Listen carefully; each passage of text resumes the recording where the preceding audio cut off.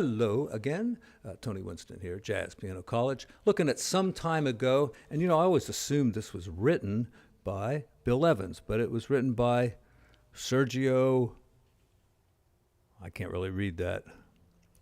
We'll look it up on the internet. That's what the internet's for, The person who requested this song is probably interested in the Bill Evans version, so I listened to that, and this is a song I'm embarrassed to say that I never performed and never really learned. I'm sure I've read the chart a few times, but I never put on the album and listened to it and try to figure it out. And so I've made a bunch of notes on my chart here, and I will try to make them actually on the PDF as well. Pretty straight ahead at the beginning here. One hand, hey.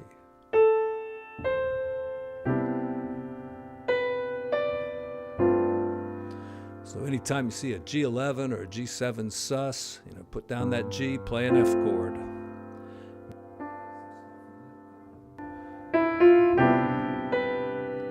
And here on the second line, we've got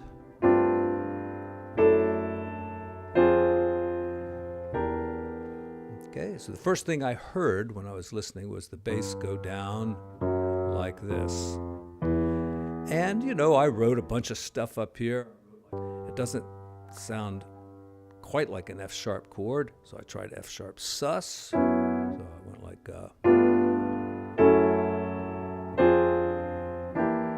and I said, yeah, that's probably right. But when I listened to it, big surprise. It's not that. And what I heard very distinctly was a D chord. But that doesn't sound like Bill Evans's chord either. So I think what it is, it's this chord called D mu. All right, this is a Steely Dan chord, but of course it's been around since Beethoven. And it's just simply a D major chord, but replace the third with the second like that. And then put the third down here. So if you see like D mu, it should have a slash with the F sharp underneath of it, but even if it doesn't, that's usually the bass note. And I believe that's the chord. F minor 6 here, right? And here we have E minor 7 flat 5, that's an E half diminished.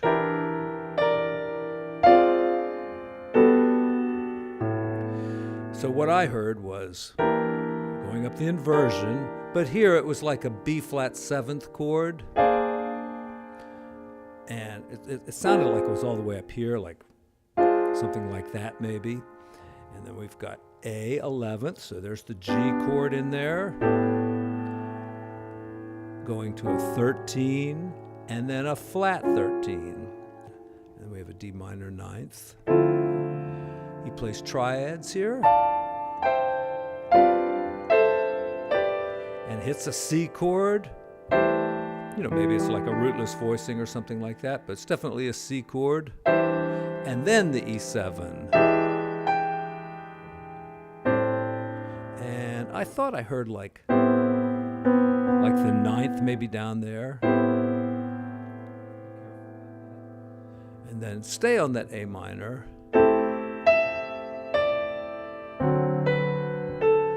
Just go to A flat here.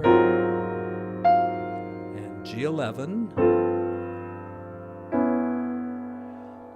And that's the sharp 11 there with the 13 as well. Back to the top again. Good song for beginners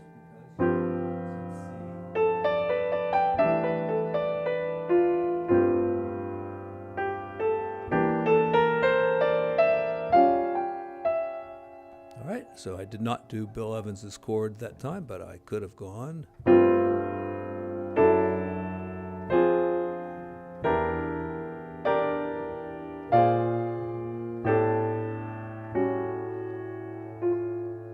Second ending.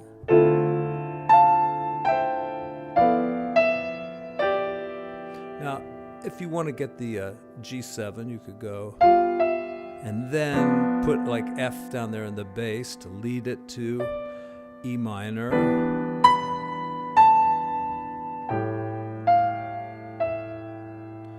All right, Nice big D minor 11th. How could we do this? Could do the Kenny Barron voicing, or just make it a 7th down there, or a smaller voicing, or however you like. If you can't quite reach those 5ths, you know, you can let your thumb slap across those, and same with this hand. Yeah, it's a little bit of a mess in there, but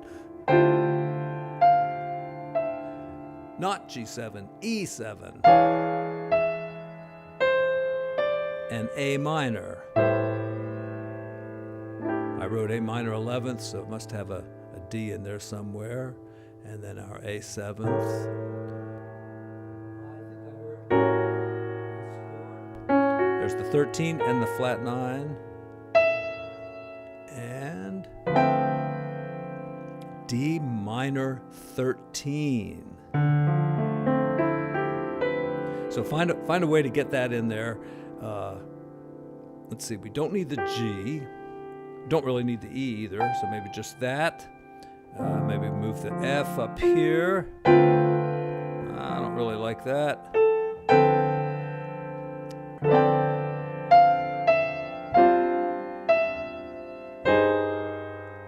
And here we have A flat over G. All right. That's the best way to write that. I mean, it is an A flat major 7th if you include the G, but you know, with the G on there moving to C, it's some kind of a G chord. You know, we could say it's a suspended with a. This is where you want to, you know, I don't know. There's a flat 9 in there, but you know, here's what you want to do: you make a slash chord. Easiest way to read it for sure.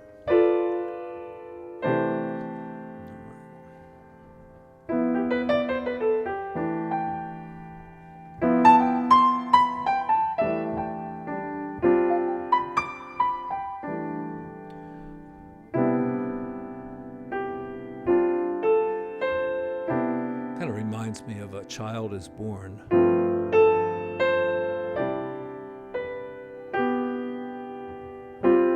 Now, a really typical kind of reharm would be, you know, the minor 7 flat 5 there, and then the F minor. And look how close it is. Just take that note out and change it to a D, and that puts you closer to Bill Evans' voicing.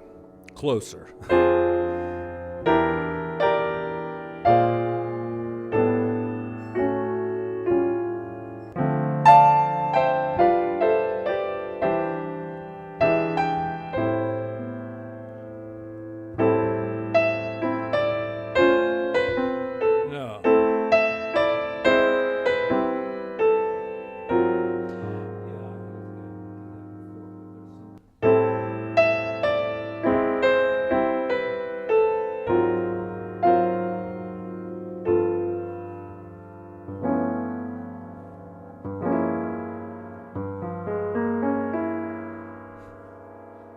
That's for you dissonance lovers out there.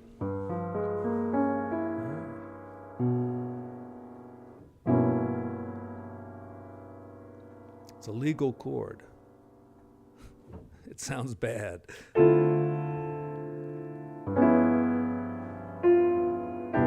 That one's better. See? I mean, a sharp 11, it's got a flat 9, it's got a 13. It's allowed to have that sharp 9 in there too.